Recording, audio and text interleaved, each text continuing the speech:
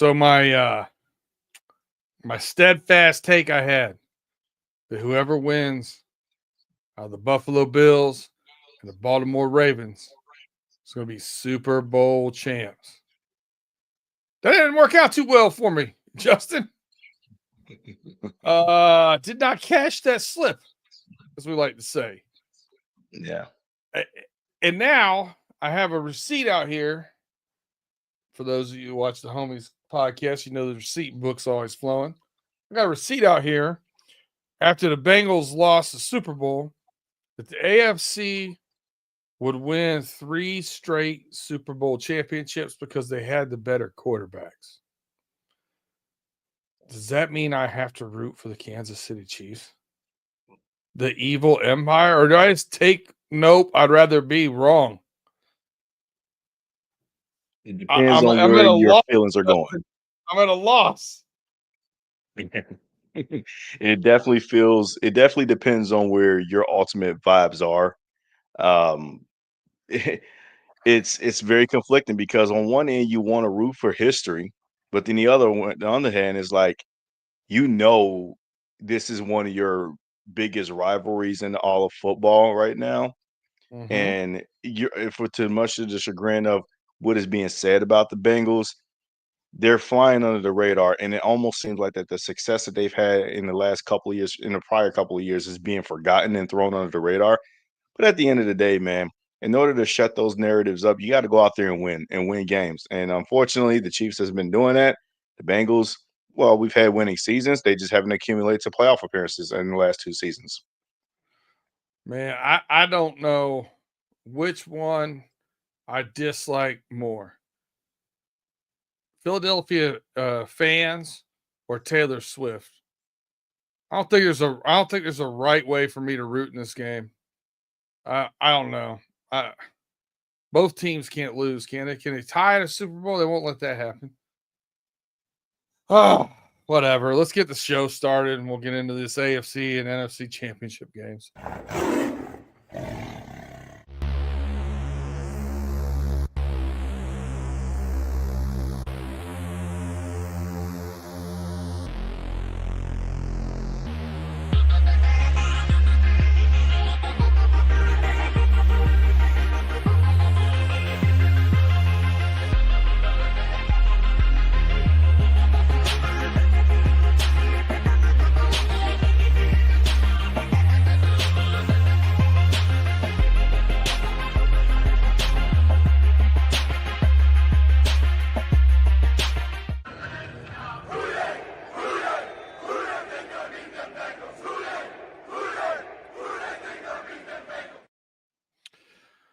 All right, once again, you have reached Running Through the Jungle. I am your host here, Brandon Herriott, with your host, Justin Lacey. We are a man down today. I hope he gets well soon. Tim Lyons is recovering from a little bit of a botched liposuction surgery, but keep your head up, keep your chin up, buddy. I know you'll be doing better. You know, I told him not to go forward with all the augmentation surgeries he's got planned and everything. But he wants to be a new person. So best of luck to you, Tim. Yeah, no, definitely, man. I didn't really realize that was the case, but good for him, man. No, for better it's not the case at all. He just hurt his back. That's all. So it's all. He didn't really have any. He didn't have any. There we go. There's Tim. And I was about to say, yeah, he's in the chat today. He's there. So yeah, no, he can hear us make any kind of screaming comments. Yeah, he hurt his back. He doesn't want to be a nuisance to us sitting in a chair, painful expression. So get well soon. Be back next week, my friend. So, Justin, let's start off the early game. The Philadelphia Eagles with a 50-burger on the Commies. What was your take of this game, my friend? The Eagles were the better team. I knew that they were the better team the whole entire time. We've all believed in Jayden Daniels as far as he's convinced us that they could actually pull off an upset and go to the Super Bowl. I think many of the public kind of bought into that. Personally, for me, I just always felt like that the Philadelphia Eagles, they had the right structure within their team, the confines of the team. to be able to not knock off anybody. Let's say if it was Detroit still in this spot. I felt like very comfortable and really kind of tabbing the Philadelphia Eagles as the one team to beat Detroit. Well, the commies upset them for them, so they didn't have to see Detroit along the way. It's a familiar division opponent, so they knew how to play this team. I didn't put too much stock into the last time that these two teams played, albeit because that was really Kenny Pickett and then even the backup to the backup. So I really didn't put that much stock into that game, although a lot of fans and media and the public was really kind of pushing on that envelope that, hey, the Commanders can actually beat these Eagles. The Commanders did make it a little bit entertaining, but no point during this game did I feel like that the Eagles were taking their foot off the gas. Saquon Barkley continues to amaze me. This dude had 3 touchdown runs. The first run after it was like after the Commanders had took the ball first and then just went on this long opening possession and only yielded a field goal out of it. Then next thing you know, first play of the Eagles possession, pitch to Saquon Barkley, boom, he's all the way gone to the house, and he's just so fast. This dude is fantastic. I mean, quite frankly, it reinvigorated the conversation for me personally that this dude honestly should have been the MVP. I know he's not going to win it because it is a quarterback with the best record type thing award.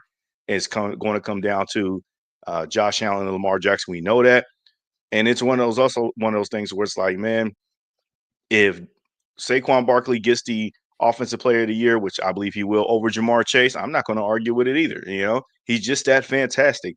And I think the overall Eagles team, they're ready for this moment. They're ready to be in the Super Bowl and actually go out there and win it. And, you know, everybody was kind of down on them a little bit throughout the regular Their season. second Super Bowl with Nick Sirianni, you know, like It's, everybody wanted his head, but yeah, he was not a popular guy, you know, early in the season, arguing with fans and stuff. And it's so crazy that really after the Bengals game, when we played the Eagles, after that game, it really felt like that they took off from there. And, you know, they dominated us. They even won the first 2 games prior to us, but it was just really like they really started finding themselves. getting their And it was at a stride. time that both the Eagles and the Bengals were really kind of like relatively the same team there.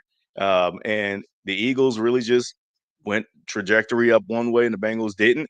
But I was just really impressed with what I saw from Philly overall. 55 points, that's a lot of points. And it wasn't like they were purposely running up the score. They did rest some guys. But overall, man, this team is ready to win the Super Bowl, in my opinion. And I've already had them pegged as the team to represent the NFC side for the Super Bowl. Sorry, I know Lions fans out there are going to listen to this and be like, well, what about the Lions? I like the Lions, and obviously I rooted for them. But I always felt that Philly was that one team that could knock off Detroit if the 2 teams were to meet in the championship game. And they're also the one team that I feel like they can dethrone any other 3 AFC powerhouses with Baltimore, Buffalo, and Kansas City. And now you got Kansas City in the Super Bowl now. So that's going to be a matchup that I can't be too excited. I'm looking forward to watching. I really thought like we watched the opposite happen of the Commanders Lions game. You know, we talked about a few weeks ago. I said, you know, on the Homies Overtime that we do broadcast here, Running Through the Jungle on the podcast channel. I asked, you know, if there was somebody, if there's a team that was out of the top 3 seeds that you thought might be able to make a run at the Super Bowl. And one of the teams that came up were this Commanders. I said no one. I'm saying chalk is going to make top 2 seeds are going to make it on both sides. Maybe top 3 at most. And the reason why the Commanders were able to beat the Lions was the Lions had 5 turnovers. Well, you flip that over into this week. The Commanders had 4 turnovers, 3 lost fumbles. So that I thought was the biggest difference. Any team except for the Buffalo Bills that has won the turnover battle has won the game. So that's where I really thought it made that spread, you know, 30-point spread. It was definitely, I don't think it would have been that big of a spread if it would have been even in turnover battle. Probably an extra 21 points there on turnovers. But the Eagles were just the better team, and the slipper didn't fit anymore for the Washington Commanders. Hey, great year. They're definitely ahead of schedule. Right. Yeah, I thought it was weird too. Lattimore was kind of brought in there to be a veteran presence in a young defensive backfield, and he got in his head and started basically trying to fight AJ Brown most of the game. Mhm. And Which, Devontae Smith too. if you see, if you've watched Lattimore, like if you've watched his career, Mike Evans, some other players, he's kind of had this chippiness to him for quite some time. And it just seems like you expect him to grow out of it as he's older, and he needs to be the adult in the room, and he's not. So that was kind of an issue, and 229 yards rushing, I think the Eagles had Yeah. something like Yeah. that. I I mean, mean, big number. you got to think about it, man. 61 of those yards came off of 3 plays from Saquon, and then he obviously finished the game off stronger. But going back to Commander's thing that you said, and I think, and they already know this. Obviously, they have this. They got to be able to talk really with high expectations in the locker room that, hey, you're not playing on house money. Dan Quinn said that we're not a house money team. We're playing hard to win. Yeah. They go for it on fourth down all the time. You got to say all that stuff, man. But they already know deep internally in their mind that what they're saying does not match the heart of this team. This team, they got a bright future ahead of them. But this was not the spot that they were going to probably pull off this upset win. They might make it a good game out of it, being that it was a familiar divisional foe, but they weren't going to win this game. You can already see that from the jump. You know, the defense of the Eagles made it so hard for the commies to be able to gain 5 yards. And that's not normal when you come to this Jayden Daniels offense all season long, especially when we went against the Commanders. Man, they made it seem like going up and down the field was just super easy, to the point of like, if they punt, I'm shocked. But the Eagles defense, they slowed them down so much to the point where it's like, yeah, I think they're going to run out of gas pretty soon. But also your point about Marshawn Lattimore. Look, I know first of all, I like the edge to him. I do. But I don't think his resemblance in his play that he can lock down. Like, you only have that kind of attitude if you can lock up any number one receiver. But he gets more attention for the Mike Evans and Marshawn Lattimore feud between him and the Bucks and all that Listen, there's stuff. a difference between having that fight and losing your cool, and I think he crosses Exactly. that line sometimes, and you Yeah, expect him to grow out of that. You for know what I sure. mean? For sure. And he just hasn't. The other thing I want to put a little bit of spice on this comment. Mhm. Jalen Carter is a grown ass man. Oh man! Oh man! Oh man! He is fantastic, man. Yeah, Fantastic. a joy to watch. It harkens back to. I don't want to get teary eyed here, but it harkens back to a day when we had Geno in the middle of our defensive line, and what kind of havoc that can wreak when someone can just physically manhandle people and get upfield. Yeah, and he's a reincarnation of what they had with Fletcher Cox, a younger Fletcher Cox. But it's not even just him.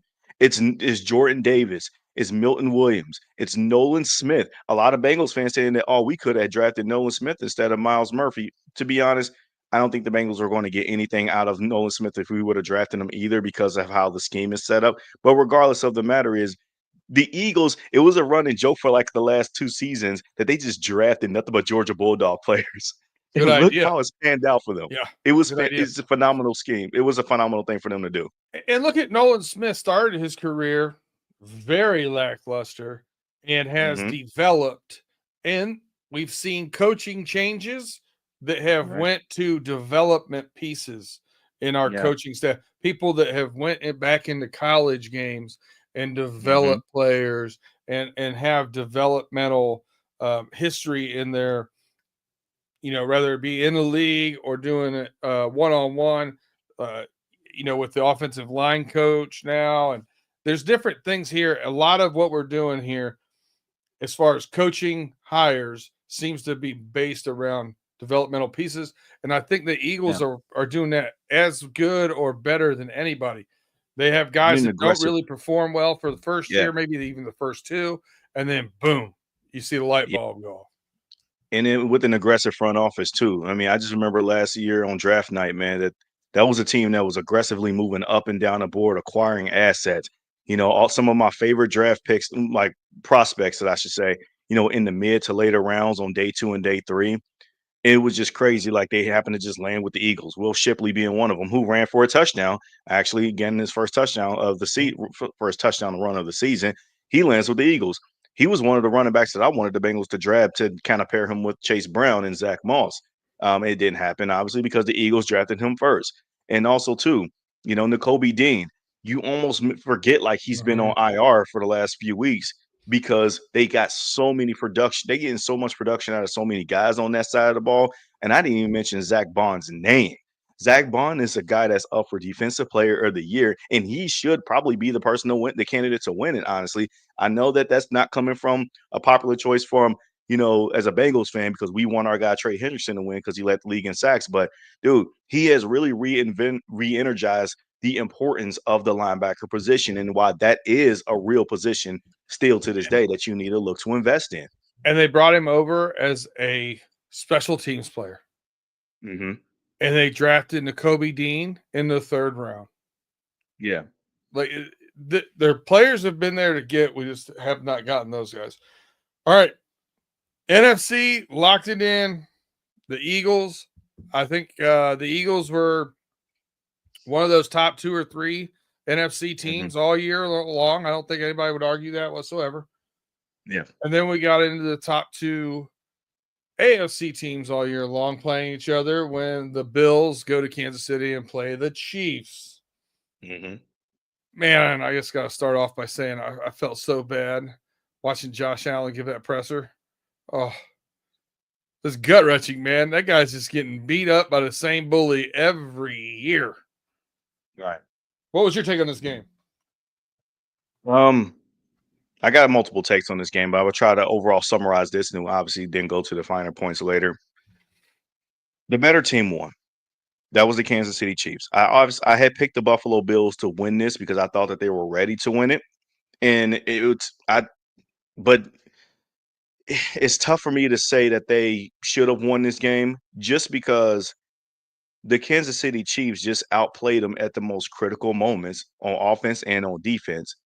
And that guy, Patrick Mahomes, just always seemed to know what to do in the most crucial moment when it comes to playing against the Bills in the playoffs. In the regular season, he doesn't maybe show his hand as much, but he does show a lot more tool to his arsenal the minute he plays this I'm just sticking with Buffalo. They didn't look good against the Texans, but against Buffalo, it just always seems like that he just knows a certain trick to be able to get them off their spot. But this game was a fantastic game, man. It was back and forth towards the ending, and I honestly thought that how it was going to end would be the Bills scored a last-second touchdown, reminiscent of that 13 seconds game from the 2021 divisional round between these two teams. And I thought that Josh Allen was going to have his legacy moment during a drive to where 4th and 5 came. They sent the house. I thought he was going to get it, like make a clutch play, and then they go down the field and score. And next thing you know, they take the lead. Their defense seals it off. And then we're talking about Josh Allen in the Super Bowl for the very first time. I was rooting for that storyline for Josh, man, because he does deserve to beat Mahomes at least one time in his career in the playoffs. It may not have to be for the rights to go to the Super Bowl, but just last year they had an opportunity doing a divisional round at home, by the way, and they lost. And it was because they want to blame it on Stephon Diggs for a drop pass. Sure, but they still had opportunities to win that game even before then. But Tyler Bass misses a clear field goal that was wide right 2.0. Bills fans don't want to hear that, but that's what happened. And in this time, in this situation, I just felt like that Josh Allen played well enough to win this game. But unfortunately, the Chiefs just ultimately played better collectively as a unit than the Bills did. There were times where I felt like the Bills just could not stop the run. But then there were times where I felt like that they defenses bowled their necks and made the plays when they needed to.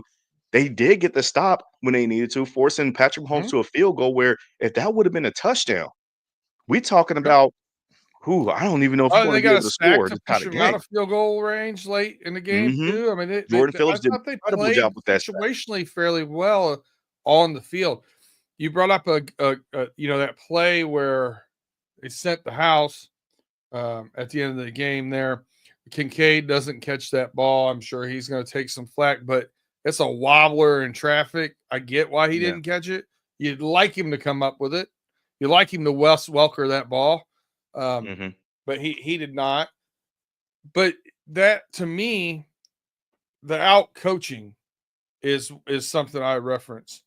So Spags shows blitz on Josh Allen's blind side. Josh Allen hikes the ball, takes a look over his left shoulder to see who's coming from the blind side, and they're dropping back. And as soon as he turns his head this way, corner's running right down his throat.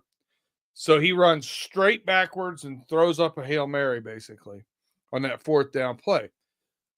Great disguise. They had not brought very much pressure from the corner blitz. I don't remember ever seeing it actually in the game. They've been mostly linebackers. And one time, I think they brought a safety up the middle. So Spags does a great job disguising that blitz. Then you go to Kansas City, gets the ball, and they have to bleed that clock out.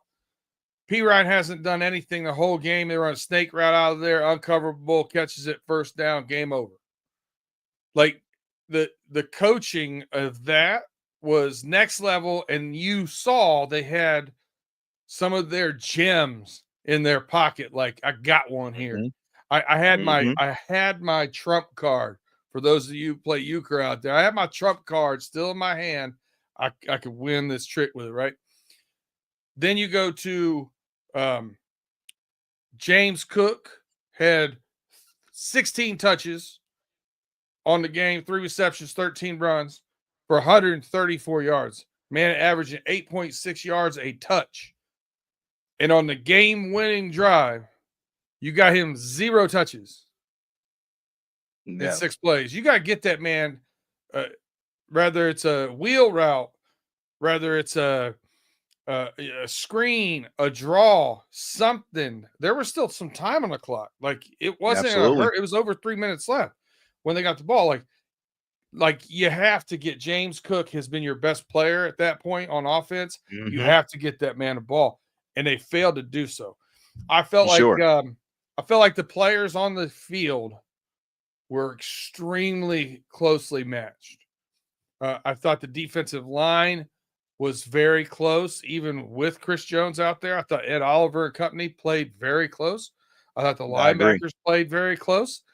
I thought, maybe a little bit better secondary for the Chiefs because of the injury. But still played adequate, still played well enough to win. And I just feel like they got out coached, man. They did. Is it a terrible thing to say that you got out coached when you got Spags and Andy Reid on that sideline? I don't know. It's not. And you know what? There are 2 different type of angles you can take with both teams, 2 directions of where the pressure is all on the Kansas City Chiefs to win the Super Bowl because they're facing a three-peat. No team has ever done it. Look, there might be talks, and that's the conversation in the locker room of the three-peat conversation. They've had that conversation since the parade of the Super Bowl last year, and they were talking about doing it again. And let's go for that three-peat. We already know that that's a well-known, documented conversation. But the pressure is truly going to be on from the public. And for the Buffalo Bills, again, I understand, man, you want to hang your head down low and feel sorry for them, but I kind of don't, because I already know they're going to probably be in the conversation again next year. Look at the landscape of that division. No one's getting better anytime soon. The Bills just really, you thought was going to have like a soft rebuild after all of the guys that they cut loose with. They traded away Stephon Diggs, let Gabe Davis sign off with somewhere. I think he signed with the Jaguars or something. They really had pedestrian at the receiving position. They did trade for Amari Cooper, but he has been a lackluster in production since he even got brought there. They really have just been feasting and famine on their tight ends and James Cook, while Josh Allen just been just this dual threat running and passing of the ball like he has been all year long. And that's how they've been kind of getting away with playing offense. I think that they'll be just fine. They probably will like to go for a bigger swing in free agency just to kind of get them another weapon or some sort. While I do like Keon Coleman, he was nowhere near on the level of what we saw from Xavier Worthy, who basically was the true difference maker for the Chiefs in that side. But like you said, James Cook, he was their best player. 2 touchdowns, one that heroic touchdown effort that do that extra stand across the line on 4th and goal. I thought he was going to fumble. I thought that ball when he was reaching across the goal line with that looked like that was going to be like pop loose, like kind of like how the Zay Flowers won last year in the championship game for the Mhm. Chiefs that the defender just knocked loose. It looked like that was going to happen again, but he held on to it and then did that last minute extension and he got the touchdown. James Cook was very phenomenal in this game. I don't know why they didn't really go to him a little bit more on that final drive or at all, At to kind of all. hand over the ball. It just felt like that when they got into that mode, that moment, the lights came a little bit too big for Josh Allen. I was like, oh man, here it is. Here's the moment. And then it just felt like it caged up real quick. He feels like he presses. Mm-hmm. He really does. Like the kind of guy I know Josh Allen's a golfer. I would equate it to this if you're a golfer. He squeezes the club too hard when the lights are brightest. Austin's Art says fly, Eagle, fly because the Eagles made the Super Bowl. Yeah, we know Austin's Art. That's his other team. Happy for you, not happy for anybody else. I do have a I'm good happy friend of for mine me in because I bet on Philadelphia. the Eagles. The Eagles actually allowed me to win my very first parlay of 2025. Atta I did a boy. parlay between, yeah. I bet the Eagles on the money line, Saquon Barkley to score, and Terry McLaurin to score a touchdown too. Hit all I three of them. I had the Eagles as well. I had Scary Terry, anytime touchdown. I had Saquon. Um, I had AJ Brown. I mean, I had a bizarre parlay. I ended up cashing it out because I also had Austin Eckler over 25 yards receiving, and I was like, I don't Yeah. think this is going to come through. And I was right. He had 17. But yeah, my buddy called and left me a voicemail. Eagles fan. And he said he left me a voicemail singing a song, saying nobody likes us and we don't care. And he sang it all over and over and over again. Nobody likes us and we don't care. Nobody likes us and we don't care. I was like, okay, so that's an Eagles fan, buddy. This is the way it is. Yeah. Um, yeah, I listen. Two great teams. Uh, Patrick Mahomes going back to the Super Bowl. We're going to get into breaking down that game between the Chiefs and the Eagles next week. Yeah. Uh, we Can I say definitely something want to too, get real Tim quick? involved with that. Maybe we'll get Chase on the show as well. See what he wants to do here, or maybe Look, we'll have an Eagles can I, fan on. I don't know. can I say something just real quick? I do not want to turn into that show that sees that the Chiefs are back in the Super Bowl and be one of those Bengal fans that is going to harp on we're still the only team that beat Patrick Mahomes in the playoffs. I don't want to be that fan right now. And No don't one get me said wrong. anything about that until just now. I know, but you're just going to hear that a lot. If you're on Bengals Twitter or just Bengals social media in general, other podcasts are going to do it. I just reiterate because it is an elephant in the room conversation that, hey, it is a badge of honor that Joe Burrow is still the only active quarterback to knock off Mahomes in the playoffs, especially in his house at that. But I don't want to harp on that when we haven't updated our resume after I 2022.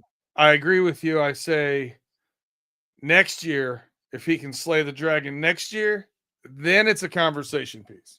Absolutely. Absolutely. Like I said, let's update our I, resume. Let's be the team to beat next year. And we got a lot of work to do. It's one of those things where it's like I'm reserving any type of trash talk because the oh, Bengals just squandered a golden opportunity to dominate the AFC this past season. And I don't really want to harp on our past. I'm always going to love everything we did about 21 and 22. Trust me. But when it comes to what we've done, what have you done for me lately? Because that's the world we live in, we haven't done much, okay? And we mhm. haven't really won enough feel good games for me to be out here going like, oh yeah, Burrow's the MVP, Jamar is the offensive player of the year. Yes, we like that they're in those spotlights, Yeah. but I don't care to mention that because we've had such a letdown of a season. Hey, listen, I think you hit the nail on the head when you said we got a lot of work to do. I think it's a great segue into our next conversation. But before we get into that, take a moment right now, like, subscribe, rate, review, and share. Share us with your friend. Tell a friend to tell a friend. This is where you come to get your football, Cincinnati Bengals, AFC North news. And we'll be right back after messages from our sponsors after a brief commercial break. We'll see you soon.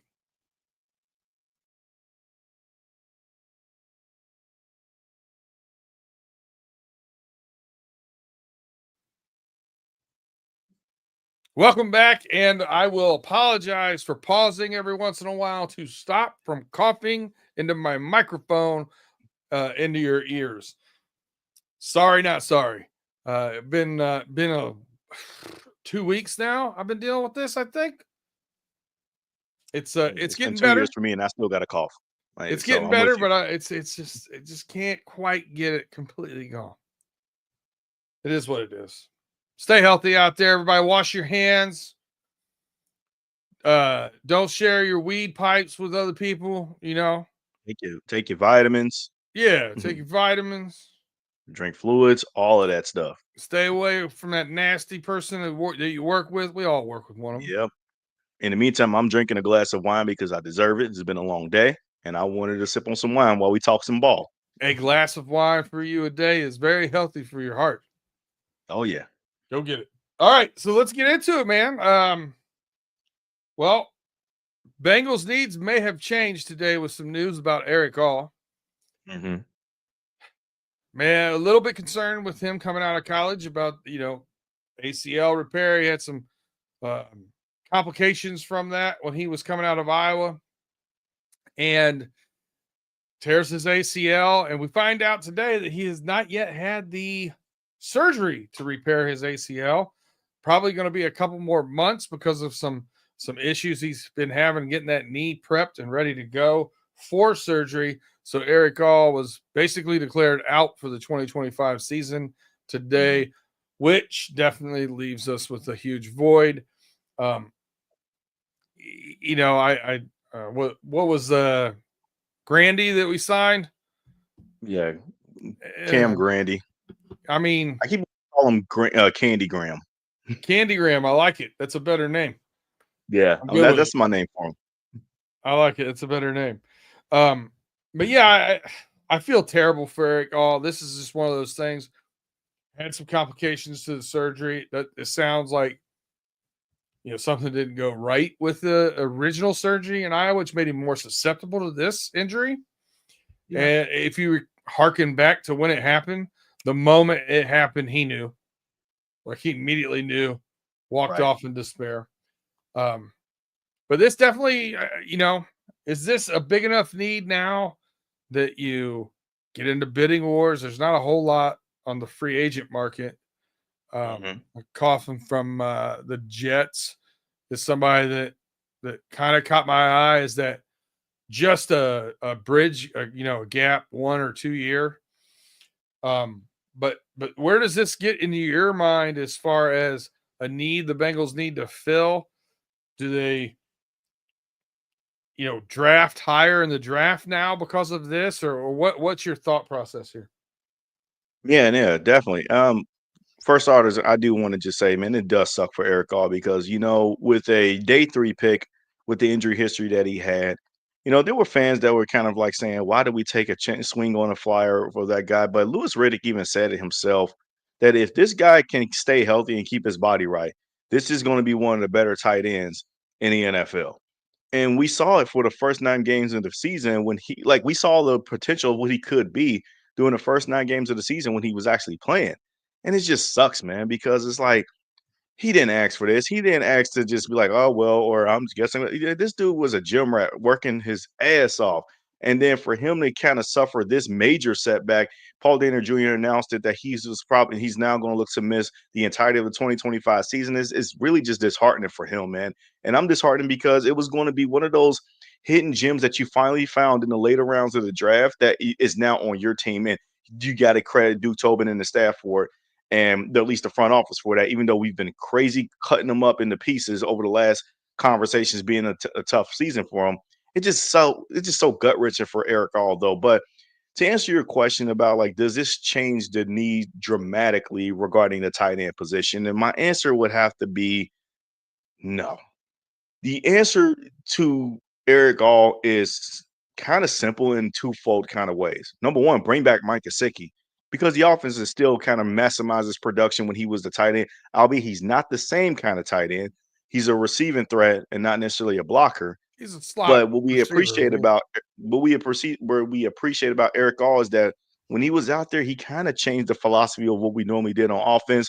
Instead of the 5 wide 11 personnel, we went to the 12 personnel with him being a major blocker, but also that receiving threat was really lethal as well too. And we started seeing that, even though he didn't get any in the end zone at that much, To The me, it ideal goal is that disguised what we were doing more, right? he made it so much more easy for us to disguise when we were in 12 personnel. If people didn't really know if we were going to run or pass, and it was really effective. Albeit the defense was so bad that we didn't end up winning those games, but it was enough damage. It was enough that he tilted when he was on the field against the opposing defense that we were able to dictate what we were doing to those offenses. Yeah. But the When he offense went still in kept it. motion, when Eric all went in motion, you didn't Mhm. know if he was going to be there to kick out block or if he was going to actually go running a route. Yeah. Drew Sample goes across.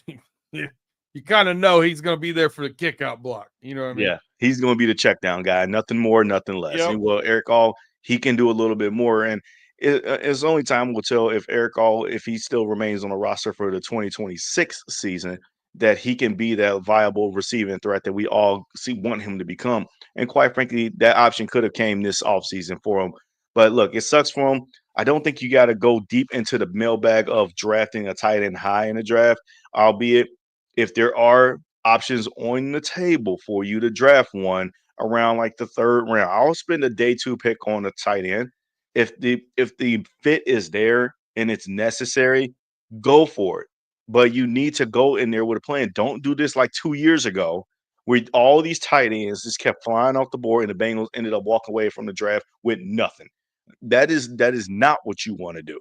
So with that being said, look to invest in these physicality positions, tight end being one of them, linebacker is another one. We obviously know that they got to invest in the edge group and all that stuff, but you're going to now have somewhat of an immediate need at tight end. Look to free agency to fill that void first. And I think, listen, I think Gesicki is also going to probably get paid more than what we would want to pay him. And I don't think that we would want to put Gesicki on more than a 2-year deal as a free agent right now. Yeah. I think Gesicki, after the year he had and whatever, he's going to find a team, I think, where he fits, and he's going to get 3 years, 25, 24. I don't think that's where the Bengals would be on him. Yeah, no, I don't think so either. I think that maybe a 2-year, $8 million deal, or maybe with some incentives that's structured into it. Because you also got to keep in mind, too, Gesicki was not listed as tight end one on the depth chart do much of the season. It was Drew Sample. That's not his fault. That was more or less the coaching personnel and how they were listing the roster construction's fault, because we clearly knew that Gesicki was a better tight end than Drew Sample, Cam Grandy, and Eric. Well, not Eric. All yeah, he was coming up. He was coming up. We have but Tanner They McLaughlin, didn't utilize him as much. a big body out of Arizona that was hurt, that we kind of knew was basically a medical red shirt last year. Right. What's he capable of doing? To me, it's more likely that we re-sign Tanner Hudson than it is we re-sign Mike Gesicki, because I think you go get Tanner Hudson for $3 million or whatever it might be, and he stays in the building. Yeah. I don't know. Listen, I agree with you though. At the end of the day, as much as I wish we had Sam Laporta or Brock Bowers or any of these guys that we've talked about over the past several 2-3 years, we have too many glaring holes that are worse. I expect that no matter who we put out at tight end, we're still going to have a very good offense. So because of that reason, I think you try to keep some affordable parts there and use that money somewhere else to sign. Maybe you get, if you get somebody you really like in rounds 3 through 5 that you have a much higher grade on, maybe you snag a tight end there. But not necessity to me. Necessity is defensive tackle, offensive guard, any kind of help you can have there. Maybe somebody has guard tackle flexibility would be great. I think, safety up the middle of the field, we have a lot of holes. Tight end's not top of my list either. Not my top 3. Yeah, no, it's one of those things that it's on the, even with the injury to Eric All, and let's say that he doesn't get, like, this news didn't break, it was still on the list, just because you don't want to lean your hopes on people coming back from injury and hoping that they regain form. That's hope, and that's not a strategy, as we always like to mention on the show. you got to come up with an actual viable plan. And the viable plan needs to be, let's rebuild this tight end room a little bit stronger now that you're going to have some good options out there. The well is going to be dry. You may need to go to the draft, but the problem is with the draft, you only got 6 picks. Remember, we traded one of our picks for Khalil Herbert. Now we got 6. Now we can maximize and then do some trade back and to be able to maximize the value of certain picks and can acquire more in draft night. We can also look to trade a couple of assets if we need to. But bottom line is the Bengals front office, they're going to have a lot to do to make some matters work for them. And they got to fill a lot of holes fast because, like I said, if the goal for Zach Taylor in the front office is to win now, start fast early, they can't have any slip ups. They can't have any projects. And this is not going to be one of those things where it's like, oh, well, we'll see. We like the guys that we have in our room when you clearly know that those are deficient, not capable parts. So, yeah, like it's on my list, but it's not high, like you said, to maybe 4 or 5 on the list of needs, I should say. So, listen, maybe we do re-sign a Gesicki or Tanner Hudson and just basically put a cork in the hull of the boat. But there's more important people that we need to re-sign, and this is one of the great things about Cincinnati Bengals. They refuse to let the GM talk during the season. So as soon as Duke Tobin goes out and says something about the guys they got to re-sign, oh my goodness gracious. We've clamoring to hear from this guy all year. 20 weeks of not hearing from this dude. And here he comes with maybe some realistic things he said. Maybe some pessimistic things he said. But I know a lot of Bengals fans didn't like what he said. Mm-hmm. The one thing I will say that I did like he did say that the most important thing right now is to sign Jamar. Yes, sir. 100% agree with that. 100% agree with that.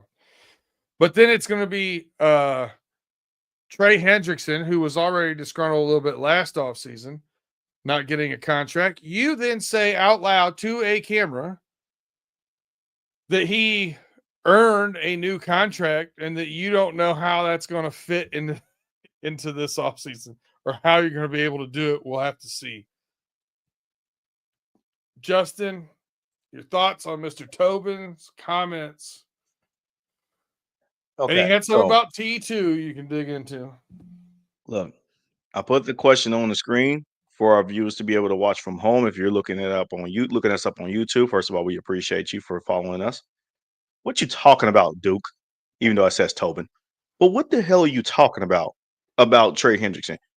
This is one of those manufactured talking points where before he was giving an analogy about the pie and it is not going to be enough pie to go around. And I feel like that this is a way to circumvent that exact same sentence into this.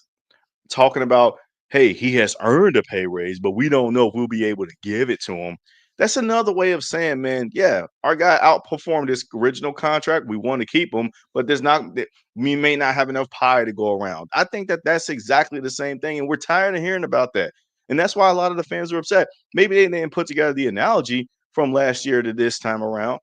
And yeah, it's just really underwhelming to hear something like this, just because it's like, there are so many different examples of front offices across the league that can be able to fork the cap. Everybody used the example of the Philadelphia Eagles. I'm not even going to go that far. Baltimore was in this exact same spot. And yeah, they had to move on from some parts, but they also did a great job of keeping some parts and playing guys when they deserve to be paid.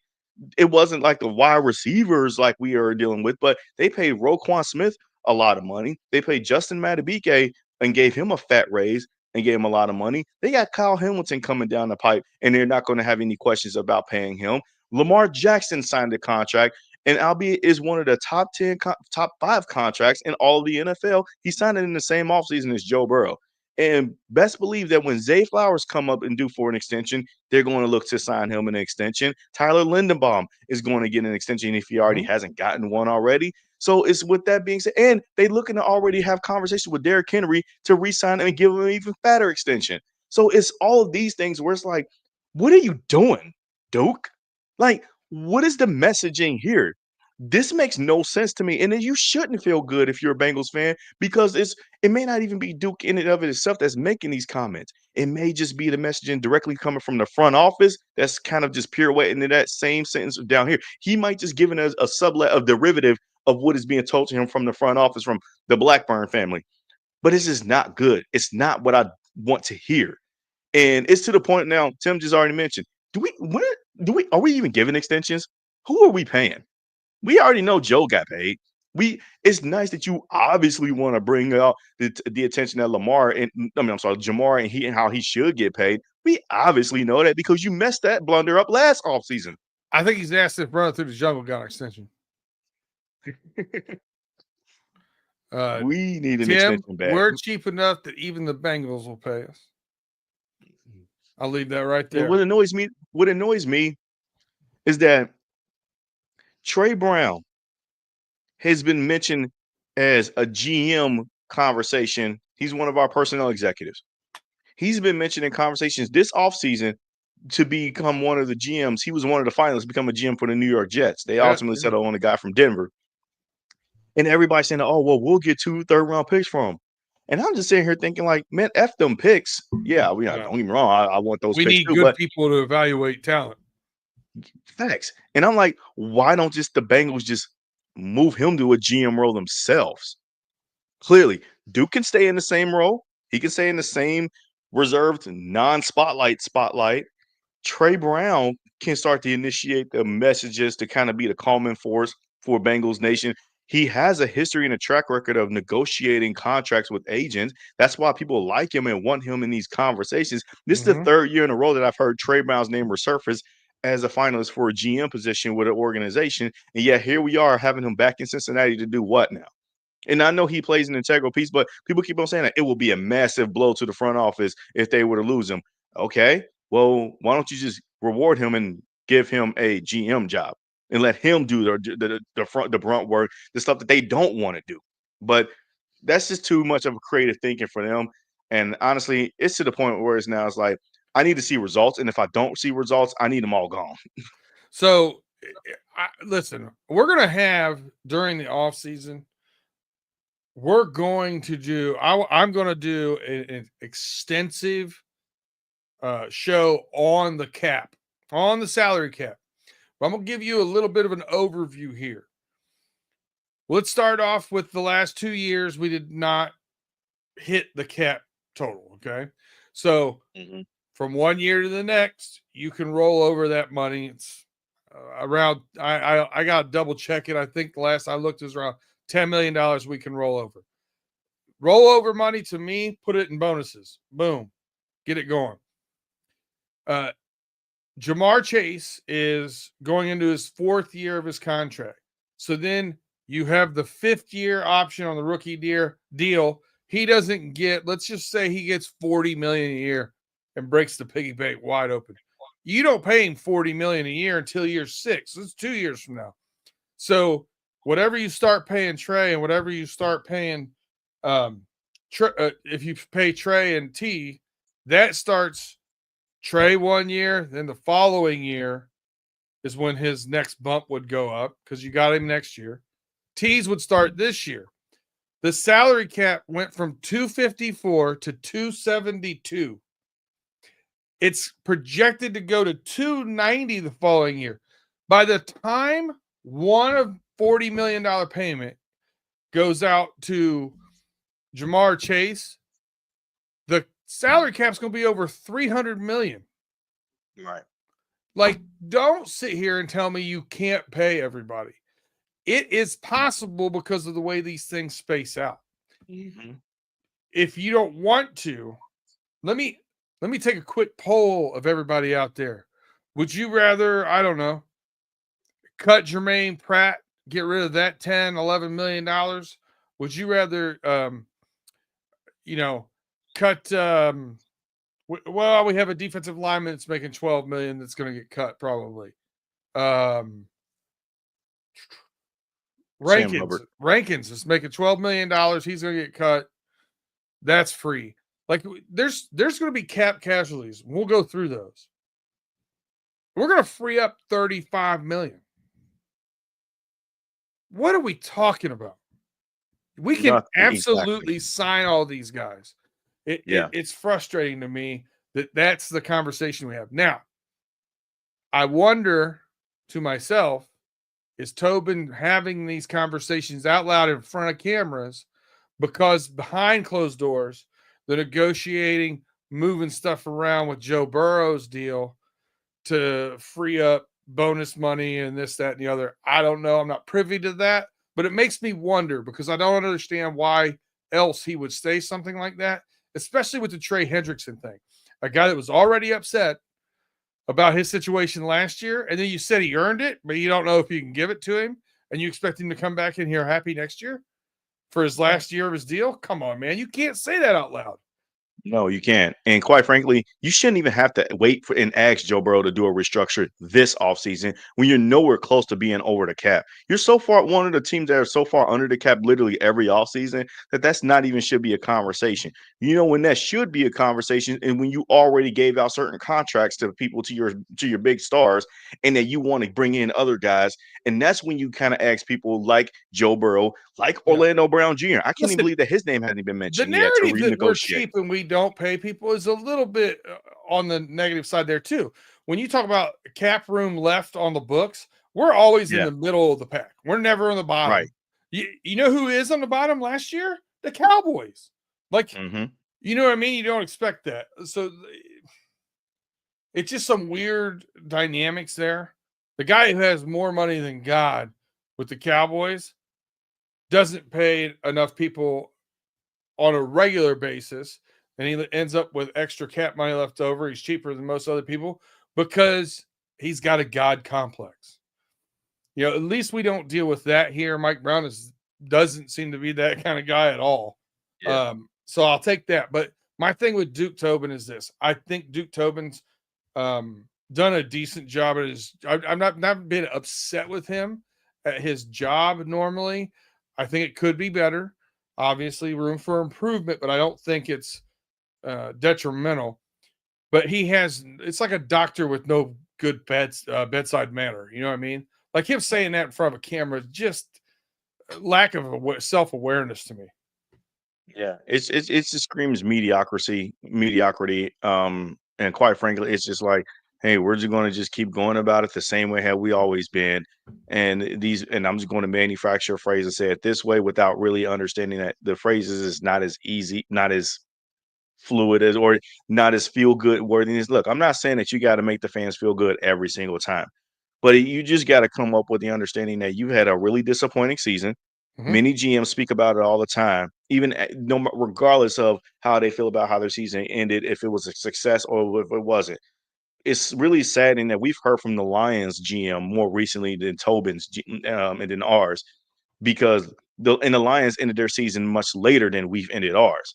Their GM has already came out, made comments, made statements, talked about the future of the team and all that good mumbo jumbo.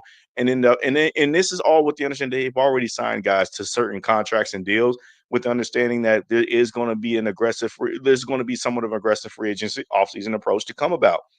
The Bengals have not gave any sort of messaging to kind of spearhead the conversation that we're committed to winning, even though they can have Zach Taylor in these press conferences when he's talking about Al Golden and hiring him, and these defensive position coaches that, hey, we're committed to winning. We want to win games. We want to start faster. That's just so tunnel vision on our small, minute problems. Because I'm sorry, like starting slow is a small problem compared to the bigger picture.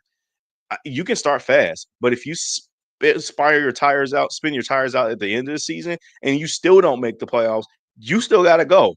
I don't want to hear, but we started off 7-1. But if you finish another 9-8 after a 7-1 start, that's even worse for you, bro. So with that being said, this front office needs to give a little bit more of a positive overall messaging that this is not going to be an offseason we're going to take lightly. We understand that our standards are raised. They should have been raised a long time ago based off of what you saw this team was capable of with Joe Burrow by himself.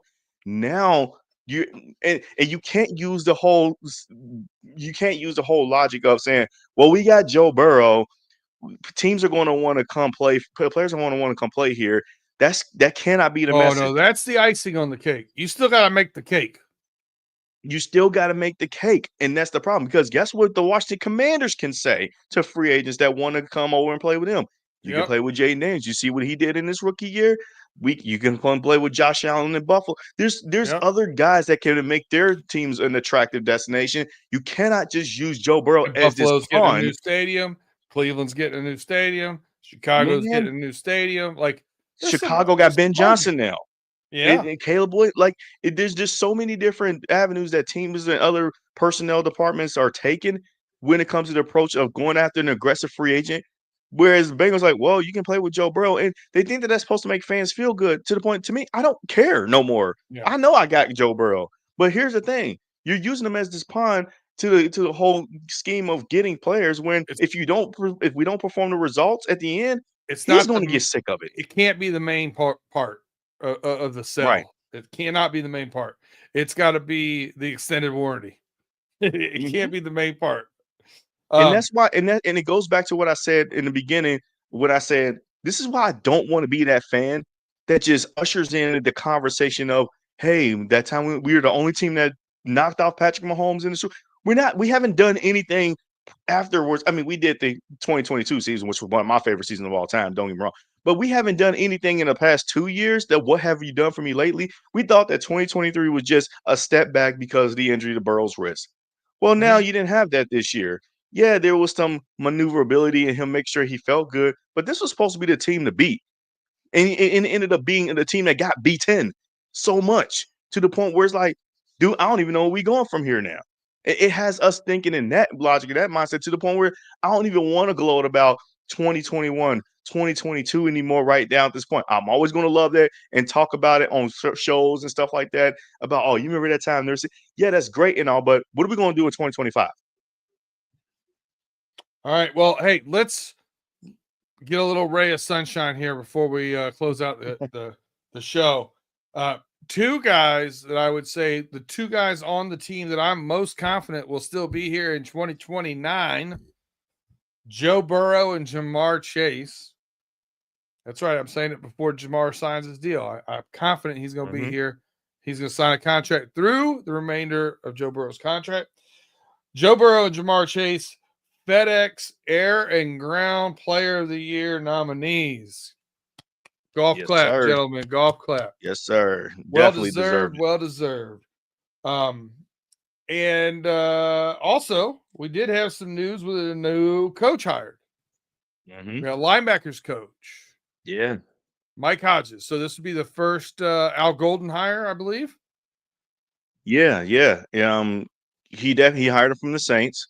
And it seems like that he has a really good developmental approach, kind of like how Al Golden is, coming off from Notre Dame and stuff. It's like the common thread line that I'm starting to see with these coaching hires is that they have a really good developmental approach aspect to developing, whether if it's the current talent there or the young guys that were there. And I think that I really like the direction that they're going because we look at the core of our defense right now. It's a lot of young guys. You got to start getting the return on investments from these draft picks. And I think that what's fascinating about Mike Hodges, they dabbed him as the guy that helped develop Pete Warner, somebody who was a nobody coming out of college. And now he made him into a respectable NFL linebacker, to a really good player at that. And the Saints, from what I've seen from Saints fans, they were kind of hoping that he was going to turn into their defensive coordinator, into the ushering a new era. He's been through two regimes. Like, he's a Sean Payton guy. Yeah. 8 years at the Saints. Yeah. Oh, man. And it was one of those things where it's like, fans was like, man, they brought Dennis Allen. After it went south with him, they were hoping that Mike Hodges was going to be the next promotional, guy that was going to come and usher right through there. And now that the Saints are just in a tough spot to where a lot of guys that had some cachet to their name is becoming available, and Mike Hodges seemed to be one of them. So I don't know his philosophy as far as like what he can make up for in season and stuff like that. That's all these things are remain to be seen depending on the moves that's made. But it comes off very positive to understand that, look, man, we got some young pieces that just needs to be developed and produce. And I'm liking the hires from that standpoint because it seemed like that they really nurture that side of things. And then they'll play the scheme along with it as well, too. And I just hope that they just don't lose that physicality. The brand of the AFC North football, that's what is going to be the most tall-tale sign to me if you can win these AFC North games. Things I like about the Mike Hodges coaching hire, and again, to your point, I need to dive in a little bit more on scheme and some things of that nature. But hired by Sean Payton at the age of 30. He's only 38. So I like that. I like that young vigor brought to the game. Obviously, to be hired by Sean Payton at 30, one of the better coaches in the league, thought very highly of the young man. The other thing I liked, his first interview was, hey, listen, Logan Wilson is the green dot here, and he's going to know before we get to training camp what I like about his game, what I think he can improve on in his game, and what my expectations are going to be about the way we play the game. And I thought, all right. I loved it. That's it. Right? That's I'm gonna bring up this comment that Austin Ark said, because it's a good place to start. Austin Ark brought up the comment here about saying he started wanted Patrick Graham, but I think Al Golden's a good choice. Thank you for saying Al Golden's a good choice, because you know what? There was a lot of people that were very much Patrick Graham enthusiasts, but if he was very polarizing in a lot of people's eyes, then how come he's not hired as a defensive coordinator anywhere else right now? These spots are filling up very fast, and he might ultimately end up going down into New Orleans because that's the only spot that seems to be, vacated for the time being. Mm-hmm. But it's one of those things where it's like, Patrick Graham, I've seen his defenses too, and I understand, but it would have felt like there would have been a restart, a reset on what Lou Anarumo did, like that kind of style of, coordination, to where it's going to burn out really quickly among its players. And it might not, and I'm saying it's the exact same scheme, but the style of a coordinator that he probably presents is very Lou Anarumo-like, to the point where, like, it will run its course very quickly because players are going to understand, like, yeah, this is exactly kind of like a Lou kind of defense. Yeah. Whereas that you need to kind of dig deep with this hire. And that's where Al Golden comes in, because I can see Al Golden taking over and being a head coach sometime soon, because he has the mannerisms and approach to do that. And he has to set up his position coach to be able to take over the defense when that does inevitably happen. And that's where Mike Hodges can come from. And let's be honest. I mean, Al Golden, he moved out of town, but he kept his place just in case he wanted to go back and see his old girlfriend. You know what I mean? And the Bengals knew that. Like, they knew. He was the succession plan after Lou would eventually. We all hoped that Lou was going to get a head coaching job. Mm-hmm. Al Golden was the succession plan. Look, you're seeing that around the league, all throughout the league, where teams are really dubbing their coordinators, their next defensive coordinators, to be there from their linebackers coach. Look at the Buffalo Bills. Bobby Babich, I think that's his name. He was their linebacker coach last year, and he's now their defensive coordinator. The defensive coordinator was Leslie Frazier, who they fired middle of last year. Sean McDermott took over, and then all they did was just promote Bobby Babich to defensive coordinator. It ain't like that they're just running this crazy schematic approach or anything like that, but nobody talks about that as they didn't do an extensive search or anything like that. A lot of teams are not doing that nowadays. They understand, first of all, it costs a lot of money when you bring in people for interviews. People don't realize that. I had to learn that from Elise Jesse, so shout out to Elise Jesse on Cincy Sports Talk Radio, the sickest podcast for the Bengals fans. I had to learn that from her because, I that was one of the things I didn't really realize, that it costs a lot of money when you hire just to bring in somebody for an interview. So with that being said, if people already got options, you kind of really have to do some backdoor maneuvering to see that, hey, who you can tap on the shoulders, like, hey, if this don't work out, you next. And I think the Bengals kind of went to that approach with Al Golden. They saw what he was doing in Notre Dame, kept tabs on him. They kind of made the decision already early on Lou Anarumo after the first Steeler game. I mentioned that a number of times on this show. And I think that they were already in defensive coordinator search since then. And Al Golden came available, where they was able to kind of make that move happen. So tip of the cap to them for making that happen. But it's again, as long as I see results, that's all that matters to me. And you know what the Rams really did? I'll say this, and then we'll start wrapping this up. But the Rams really did to booster their defense this season, especially the second half of the season. It wasn't a defensive coaching. They got two badasses on the defensive line. They got a great edge rusher. And guess what? Everybody looks better when you can pass rush. Everybody looks better when you can stop the run. I mean, well done. Reverse fell in their lap. Perfectly for them. Hey, Bengals, take a page. You know what I mean? All right, Justin. Closing thoughts here. We're gonna wrap this up and get out of the way for the folks for the rest of the night. What do you got going on? Look, it's the super. We Joe Burrow's playing in the Pro Bowl. That'll be nice. So if you want to watch Joe Burrow for the final time of 2024, the season, I should say, that'll be interesting to watch. That the Pro Bowl games are expected to start Thursday at 7.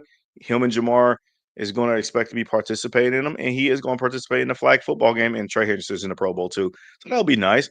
But ultimately, just get me through Super Bowl Sunday, and then hey, I could just kind of decompress for what has been a really disappointing season to our lofty standards that we have set for ourselves as fans.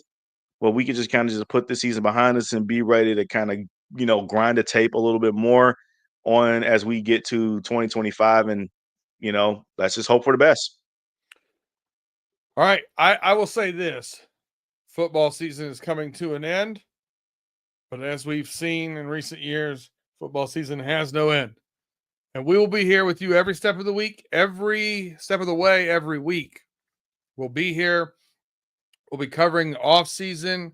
We'll be covering the new coaching hires, new philosophies. We're going to dig into some of what they have. We got a lot of cool things coming up for you guys where we're going to take a look back at some old teams, some old players, kind of have some fun with those kind of things. And then we'll start getting into Bengals draft positions and choices. And eventually, we are not going to be one of those we're doing a mock draft Monday, every Monday kind of podcast. I'm not doing that shit. So we will do at least one. That's the only thing I'm going to promise. I'm not going to promise you more than one. We're going to do at least one mock draft. That's all I got for you. One, maybe more than one. I'm sure Justin and Chase will do some analyzing of some mock drafts as well and take a look at some of those things. We'll dig deep into what we think we should do here. Free agency, cap cuts, how to manipulate the cap, what it could look like. I'm going to get the whiteboard out, go crazy for you guys on how I think they could move cap money, how I think they could sign these guys, and show that it actually does make sense on paper, because I need to clip that and send it to some of our buddies over at the Steel Curtain Network because they think I'm crazy. And I'm not. It's very possible. They have the most expensive defense in the league, and they don't understand how we can't spend money on offense. Whatever. I'm out of it. With that said, everybody enjoy your bye week before the Super Bowl, and meet us back here next Wednesday as we are running through the jungle.